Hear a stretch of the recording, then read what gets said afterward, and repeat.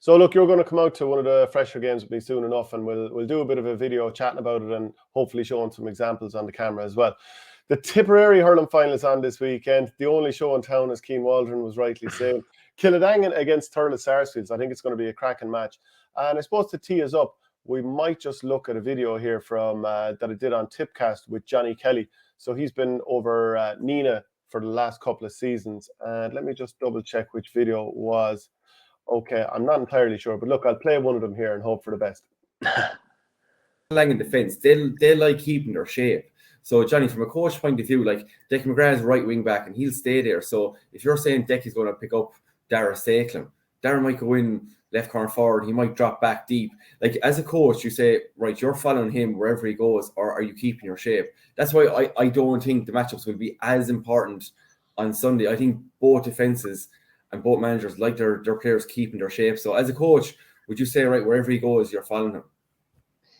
It depends on the versatility of the players you have at your disposal, I suppose. Look at it, you know, everyone has different philosophy on coaching and how you set teams up. I think in the modern game, it's important that not just forwards now are versatile, but defenders also. Yes, you can be a cornerback on one day, but you should be comfortable in moving out to a half-back line or indeed area. Obviously, you don't get there'll be certain physical attributes. You can't have certain guys and certain players. But look, if you are to go with that matchup philosophy, I suppose you wouldn't want your players to be able comfortable to play in both the full back line and half back line. So yes, if you were to move with the players, you know, there's always this danger in handoffs. We say if you're handing off a player, and I think again, I go back to Boris Lee Thurles game where Dara Stakelin floated from the half forward line to the half back line.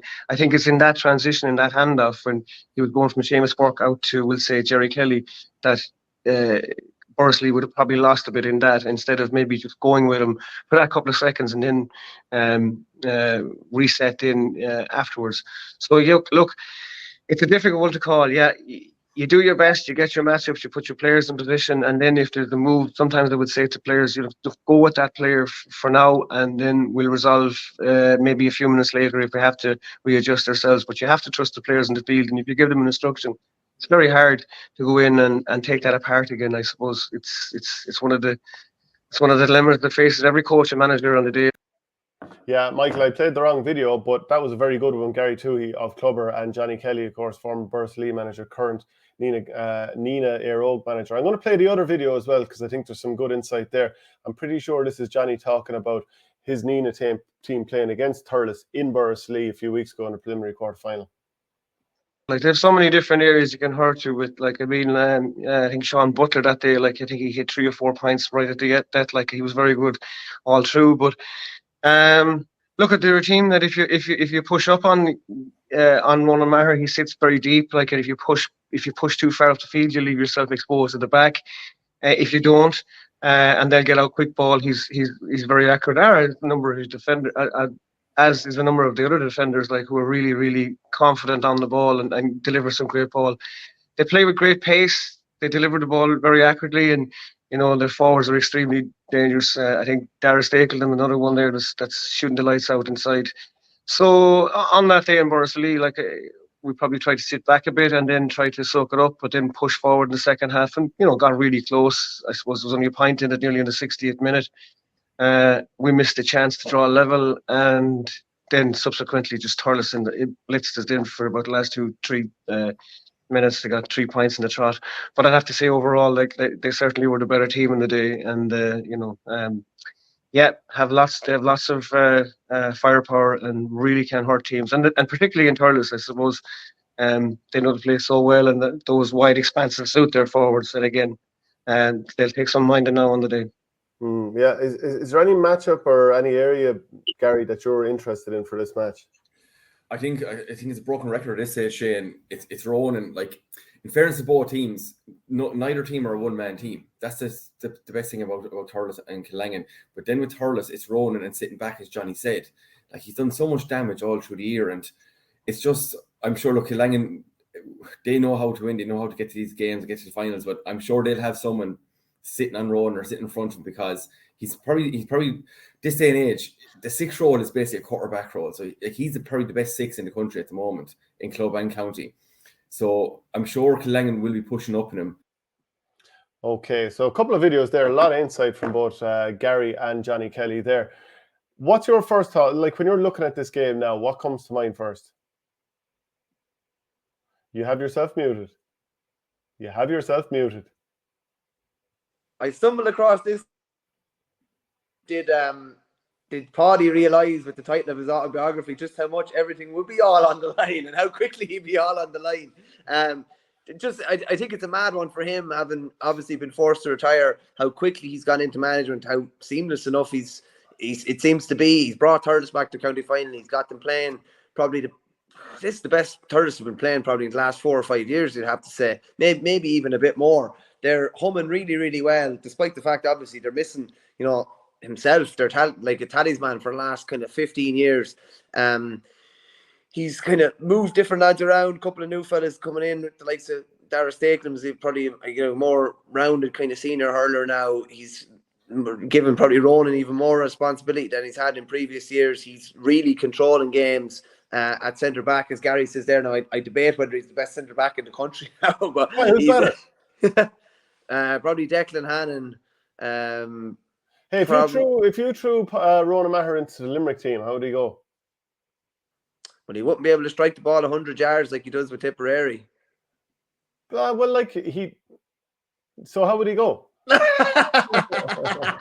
I know he'd go okay. I'm sure he would.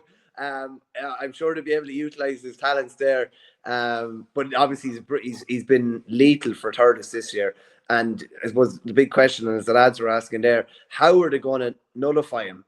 Are they going to, like we were talking off air, like do Kildangan push up and take a bit of a risk here and make him have someone around him, make him mark, make him think about something other than getting on the ball, make him think about actually having to defend. Maybe that'll mean that the Thurles will drop even another man back. Maybe Kildangan can hurt him from out the pitch if that is the case, but a lot of thought will have to go into I think it's John O'Mara that's over Kildangan. A lot of thought will have to go into how they're going to work around Ronan or how they're going to occupy him. Obviously Billy Seymour has been playing pretty better this year than, like, it's probably his best year so far, I'd say, with Kildangan. He's kind of been a bit hot and cold at times over the last 3 or 4 years. He's fairly hot at the minute. He's been out around the half line. He's been inside as well. They need to, as well as trying to neutralise Ronan, they need to be saying and thinking, how can we maximise what Billy Seymour can do? And listen, Kildangan have the forwards to really, really hurt Thurles. It's just like Brian Malotny, I think, was sacrificed the last day. He's the sort of lad that could score 1-4 in a county final and got the goal, obviously, a couple of years ago. So a lot of fascinating little matchups that we might go into. Yeah, okay, so this was part of our chat that when I've seen Thurles so far this year, they've generally had 2v2 at the back line because that's what the opposition are putting up. They're putting 2 forwards inside, and Ronan is sitting more or less right on top of them. And so often the brilliant pressure that the Sars forwards are putting on, which we haven't really seen to this level for a while. Like Paddy Maher seems to be doing a brilliant job. He's just turned them into a bunch of pigs in a good way. But I wonder, would Kildangan having the confidence of the back line to have, number one, they have a brilliant goalie in Barry Hogan, very seasoned defenders in the full back line in David Sweeney, James Quigley, you've John O'Mara, Fergal Hayes, Alan Flynn, and Joe Gallagher. All very seasoned players there. Decky McGrath might drop into the backs as well or play midfield. But you've got an awful lot of players there that you'd think we could trust them. We'll be under pressure. We will give up some scores against this Thurles forward line because there's a lot of lads who can do damage there. Billy McCarthy's like a man reborn this year. Dara Stakehams playing out of his skin. Aidan McCormack. There's other players as well. Stephen Cahill when he's moved up to the half-forward line. But you might think, do you know what? We cannot, maybe we won't man-mark Ronan Maher, but if he's going to drop back as part of that 3v2 in the full back line, we'll have an extra forward up there as well. So maybe we'll go with Sean Hayes, Alan Flynn, Dan O'Mara might be in there. Did I say Alan Flynn? I meant Paul Flynn. Brian McLaughlin, close to goals. Andy Lucknan has been playing there as well. But they might just say we're going to have enough numbers in there so that if Ronan does win a ball, even if he doesn't have 2 lads on him, he'll at least have 1 lad on him at all times. Because too often he comes out on the front foot and he just because he can puck a ball 30 yards or 100 yards just with a little flick of the wrist, and it's devastating if you're the opposition. Yeah, there needs to, like, if he does get on ball, fair enough, but there needs to be bodies around him. He can't be looking up like he's been able to do in some games. He's been able to just walk out in some games and do as he likes with ball, and he just can't be allowed to do that. Like, imagine how psychologically how big it would be if Kildangan are able to get a couple of turnovers even off him, or they're even able to force him to over carry or something like that, or get a block in or get a hook in or something like that. But he can't be allowed to dictate. He can't have those couple of seconds that he's had in games so far. And I'd imagine, listen, that's your full forward and your corner forward if Kildangan are playing two inside, making sure that they're out there, making sure that they're occupying space. Forget about when you have the ball. If that's, I often say to a forward, like particularly even a corner forward, I actually don't care if you score. I don't care how much of a dog are you going to be, how awkward are you going to make life for their defenders, because all the scores will come out of that. Like, if you're getting your body in, if you're getting little flicks in, if you're, getting turnovers, things like that, the scores will happen, the ball will pop out and things like that. But it's probably going to be how hard the Kildangan top six, and particularly probably the top two inside, are going to work. Are they going to make those 40, 50-yard dashes back just to cover space, or just to make sure that Ronan can't look up when he's hitting the ball? I'd like, if you're being honest, you would look at the younger lads in the Thurles backline who are really good. And I'll give a perfect example. James Armstrong has been very good for underage Tipperary teams in recent years. That's who you'd rather be in the spare man. Even if you're not going to totally man-mark Ronan Maher, always make sure there's an extra body in his area, and force him to beat a man as well before he can go out and do something with the ball. But I think that makes it a fascinating game. Like, Paul Flynn has, do you remember those finals against Lockmore, the two finals that we had a couple of years ago, that finished so amazingly. But like, when Lockmore were all over Kildangan, Paul Flynn was the guy pulling points out from under the stand. You were down at that game, weren't you? That's been a common theme for about 6 or 7 years now, hasn't it? Like, he's a top class club hurler, you'd have to say. He regularly chips in with probably 3 to 4 scores in nearly every game. Like, most Kildangan games I've covered, he's ended up with 5 points from play. That's just the way it is, and he's going to be hard to handle again on Sunday. And like, if Kildangan are to win, he's probably going to need to chip in with what he normally chips in, and Billy Seymour's probably going to continue to form. I would expect someone like Brian Mallochny potentially to catch a bit of fire now, and he's been a big game player before, and I wouldn't be a bit surprised if he was again. Yeah, the other end now, like, we've talked about what they do with Ronan. So at the other end for Kildangan, Joe Gallagher's played centre back at times. Obviously, it's no big deal for an experienced player like him to go out to the wing or whatever. There are certain matchups that might suit him against Thurles. Billy McCarthy being like a size one. Like, I'm not saying who'll win the battle, but I'm just saying size profile wise anyway, you'd be probably happy enough to say, okay, we'll put Joe on Billy there. That might work out. So then you're wondering, who's Alan Flynn going to pick up? And like, if he's trying to sweep and run the show from 6, would Conor Stacklem like move up there, or would Stephen Cahill try to move up there? Because of course Flynn is going to try and sweep to some degree, but you want someone who'll punish him. And Conor Stacklem is, he's some workhorse these days, but he can hurl at the same time. And then on the inside line, like, Dara Stacklem has been playing the sort of form that would certainly have caught the attention of Liam Cahill. Because, and I was saying this to the boys on Tipcast yesterday, I would have thought of him as a wing forward and a midfielder based on watching Thurles and the Tip under-20s in recent times. But all of a sudden now, he looks like a top quality inside forward. You can never have enough of them. No, definitely not. And like, the fact that he's playing so well is probably keeping Paddy Creedon out of the team as well, probably. And he's obviously going to be a big tool to come in with. Don't know when he'll come in or whether he'll start. I'd probably maybe come in because it's been so successful, and it's nice to have that little kind of joker in the pack coming in off the line. But what a player to potentially be coming in to, hopefully, from a Thurles point of view, push you over the line. Yeah, then let's call it. I think Thurles are going to win it. I do. Because, and I'll tell you why. Their last 4 games, so in the championship this year, they won the mid, which is fine because, no point dwelling too much on that. But in the championship, first day out against Kildangan in the group stages, obviously repeated this final, or the precursor, I should say.